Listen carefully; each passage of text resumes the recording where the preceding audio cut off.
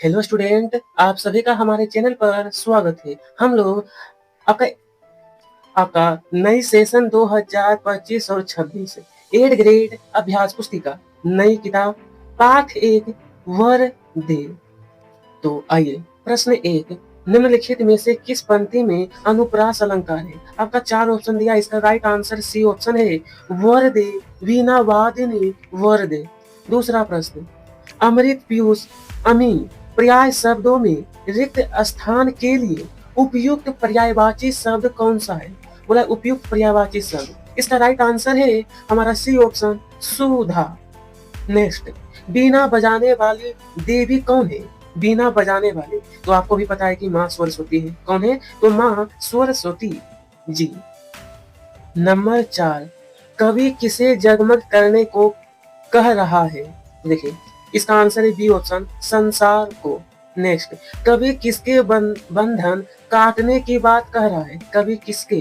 तो यहाँ पर हो जाएगा ए ऑप्शन, हृदय की। इस तरीके से कंप्लीट करने के बाद आइए प्रश्न संख्या 6, वर दे कविता के रचयिता, कविता के रचयिता निराला है।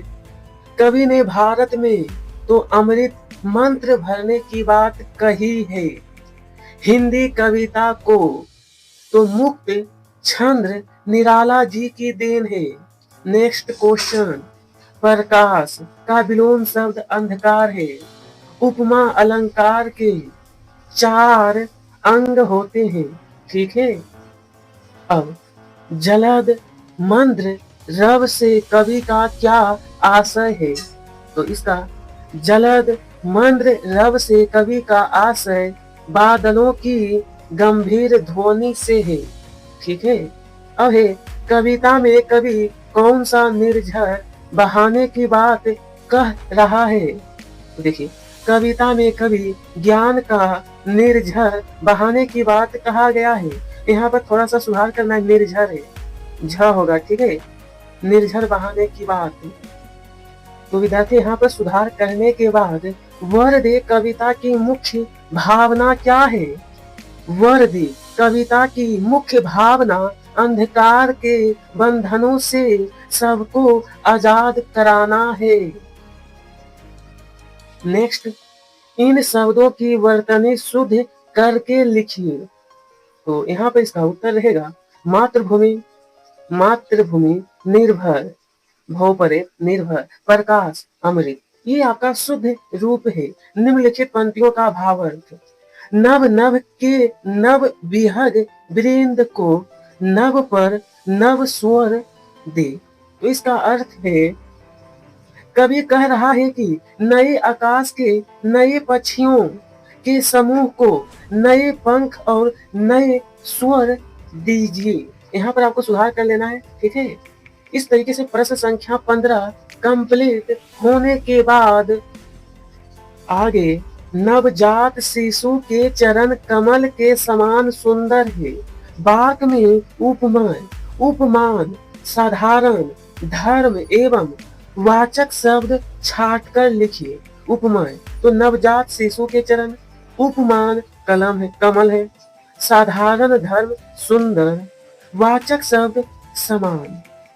आगे आकाश के 3 पर्यायवाची शब्द लिखकर उन्हें वाक्यों में प्रयोग कीजिए। कहे आकाश के 3 पर्यायवाची, आकाश का नभ, गगन, अंबर और वाक्य। नभ, नभ में विचार करने वाले पक्षियों पर कोई रोक नहीं है। गगन, अमेरिका में बहुत सारी गगन देखिए चुंबी चरबी इमारतें हैं। अंबर, धरती अंबर जहां मिलता प्रतीत होता है वह क्षितिज कहलाता है। देखिए कविता में अलंकार का उपयोग क्यों किया जाता है, लिखिए। भारतीय साहित्य के अनुसार अलंकार का शाब्दिक अर्थ आभूषण होता है। जिस प्रकार की नारी की सुंदरता या लावण्य गहनों यानी अलंकारों से बढ़ता है, ठीक उसी प्रकार हिंदी काव्य में भाषा को सुंदर बनाने के लिए अलंकार का प्रयोग किया जाता है। थोड़ा सा यहाँ पर सुधार करना है, ये थोड़ा सा गलत लिखा हुआ अनुसार होता है, ठीक है, अनुसार। ठीक है, थोड़ा सा सुधार करना है, यहाँ पर लिखना है अनुसार। अब बिल्कुल सही है, आप लोग नोट कर सकते हैं।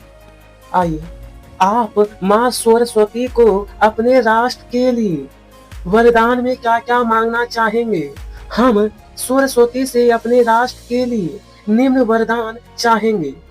माँ सरस्वती ज्ञान रूपी प्रकाश, स्वाधीनता और स्वच्छंदता का वरदान चाहेंगे। हम चाहेंगे कि भारत के लोगों के हृदय में जो अज्ञानता का बंधन है वह टूट जाए और ज्ञान रूप प्रकाश भर जाए।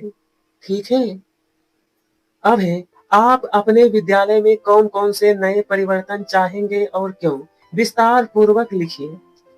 हम अपने विद्यालय में परिवर्तन चाहेंगे कि उसमें नया फर्नीचर, हर कक्षा में पंखा, ठंड पानी की टंकी, और हम चाहेंगे कि हमारे विद्यालय में अधिक से अधिक पेड़ लगाना और सभी बच्चों को अच्छी शिक्षा प्राप्त करना। इसी के साथ यह पाठ 1 समाप्त हुआ। और कमेंट कर कर बताइएगा अगला कौन सा चैप्टर आपको चाहिए। वीडियो पसंद आई हो लाइक कर लीजिएगा, साथ में सब्सक्राइब। आप सभी का तहे दिल से धन्यवाद।